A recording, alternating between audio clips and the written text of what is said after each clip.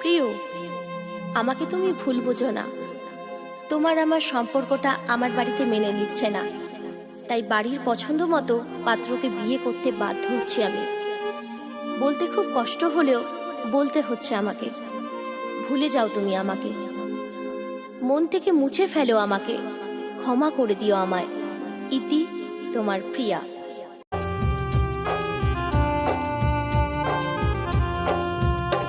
আমি ভাবিনি গো কোনোদিনও, আমি ভাবিনি গো কোনোদিনও আমায় ভুলে যাবে তুমি।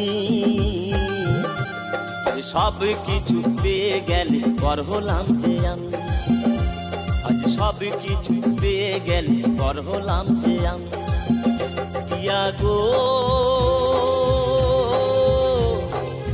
প্রিয়া।